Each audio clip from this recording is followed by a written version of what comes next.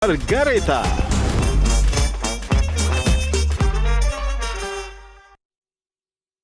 Dipersembahkan oleh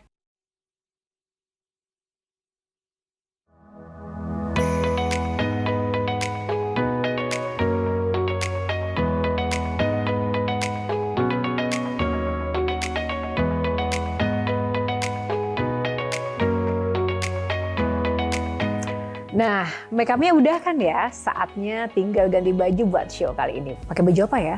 Ada sih satu yang istimewa. Kita langsung aja ke wardrobe ya.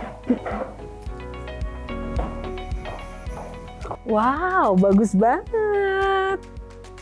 Bagus ya? Wah, ini juga ada ya untuk cowoknya ya?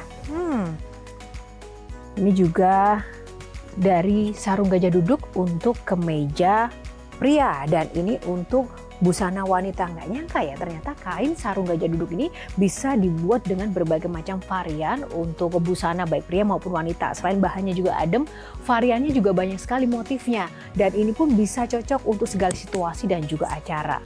Tak dapat dipungkiri, sarung gajah duduk memang legenda Nusantara. Dan jangan lupa yang ada tulisan Arabnya.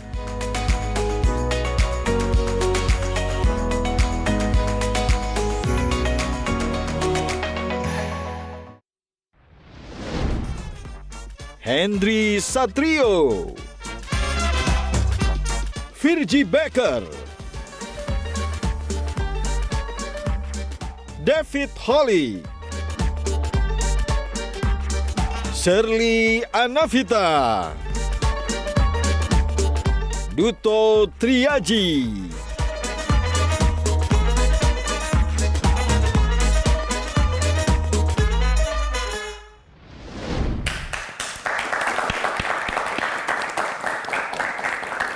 Halo pemirsa, apa kabar Anda? Semoga damai sukacita selalu di hati Anda dimanapun berada. Jumpa lagi bersama saya Yohana Margareta dalam program spesial Metro TV Q&A. Karena setiap pertanyaan selalu ada jawaban.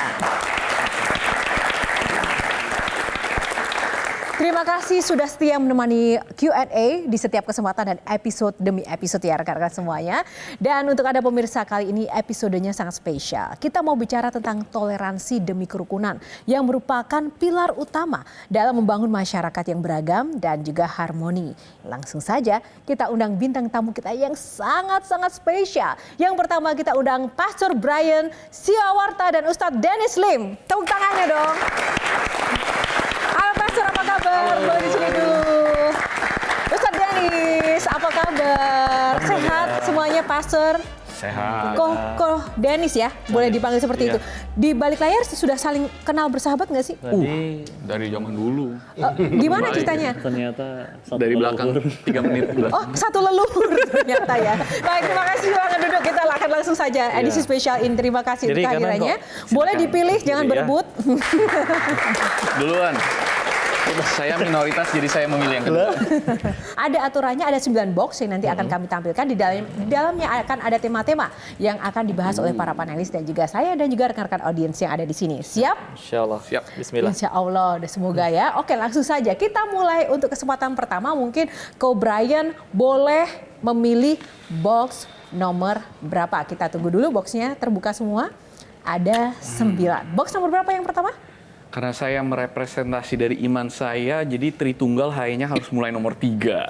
Oh, 3. Iya. Oke, kita buka box nomor 3. Spiritual sekali ya, identitas. Oke.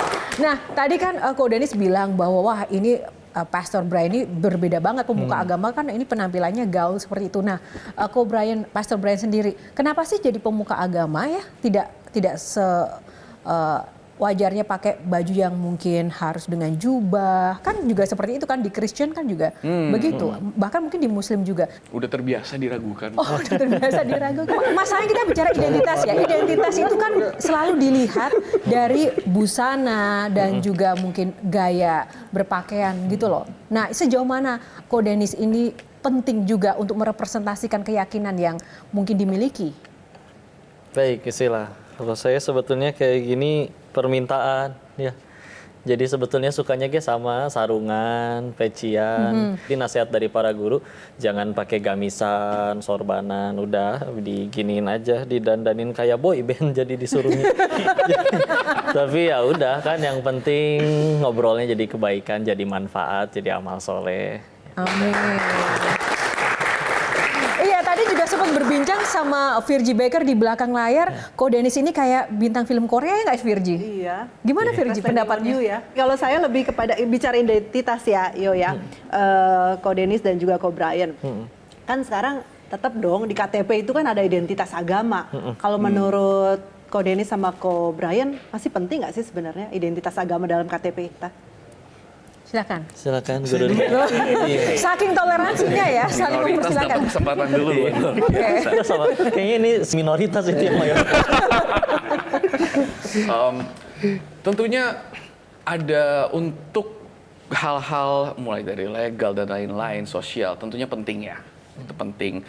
Tapi buat saya pribadi yang lebih penting bukan hanya agama apa yang kita peluk, tapi kenapa kita memeluknya. Karena di Kristen sendiri, agama saya, banyak dari kita teman-teman Kristen yang kalau aku tanya, kamu percaya Tuhan Yesus?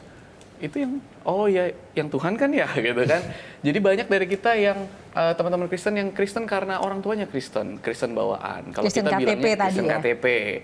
Tapi saya selalu bilang gini, saya lebih respect orang yang mencari tahu kenapa dia percaya dan apa yang dia percaya. Artinya, jika demikian, perlu nggak tadi pertanyaan Virgie, di dalam identitas KTP itu harus dicantumkan agamanya apa? Perlu, karena kalau nanti menikah beda iman susah kalau enggak. Nah, itu Virgie. Kalau Ko Dennis, gimana? Setuju nggak? Perlu nggak sih ada identitas agama di dalam KTP kita? Gitu? Kalau masalah dicantumkan di KTP-nya atau tidak, bagi sebagian orang mungkin nggak perlu. Tapi kalau bagi diri pribadinya, amat sangat perlu kalau kata saya. Kenapa? Karena itu nggak cuma jadi, oh kamu berarti bakal penampilannya kayak gini karena di KTP tulisannya Islam. Tapi kan lebih dari itu semua. Pandangan hidup, cara bersikap, cara ngambil keputusan, dan semuanya. Karena kalau misalkan nggak ada tuntunannya, kita apa selama ini ngarang gitu. Sedangkan contoh, pengen jadi pemain bola aja, belajarnya ke siapa? Lionel Messi atau Chef Juna? Jelas Lionel Messi gitu kan. Kecuali kalau pengen jadi koki, ya belajarnya ke itu. Sedangkan kalau saya dulu mikirnya, mati bakal, sukses pengen, mulia pengen. Nggak cuma di dunia, tapi bahkan di setelah kematian.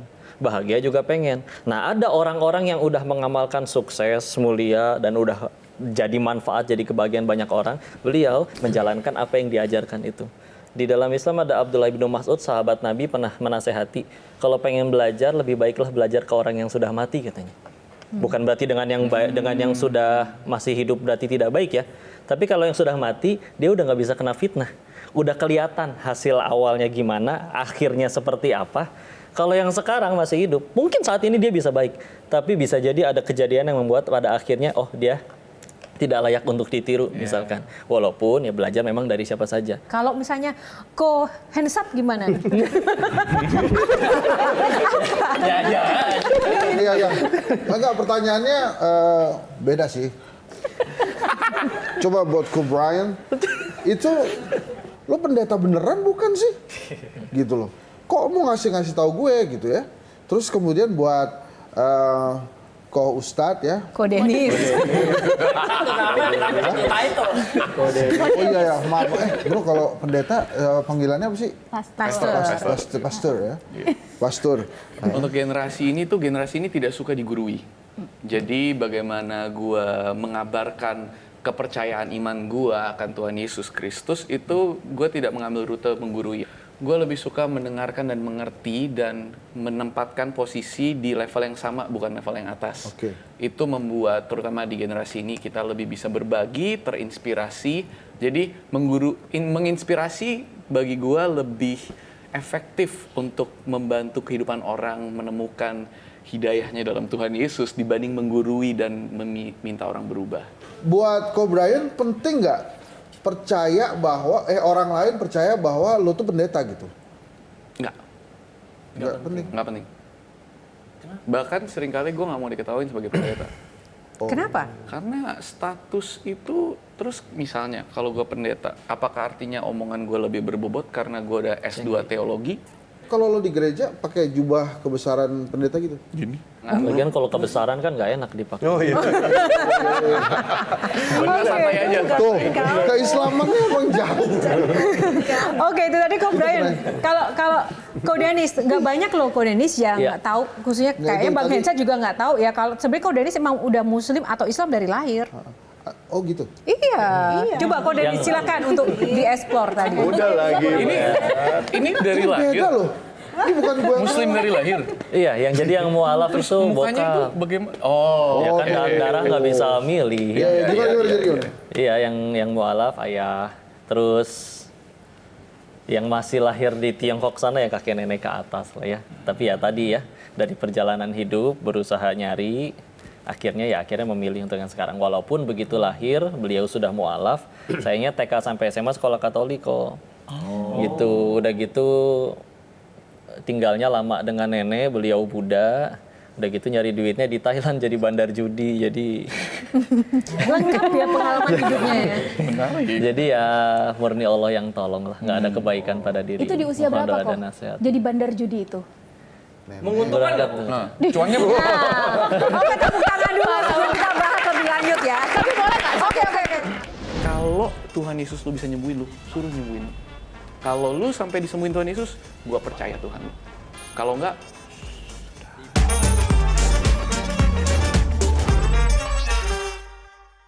Dipersembahkan oleh Jelajahi cara baru mendapatkan informasi. Download Metro TV Extend sekarang.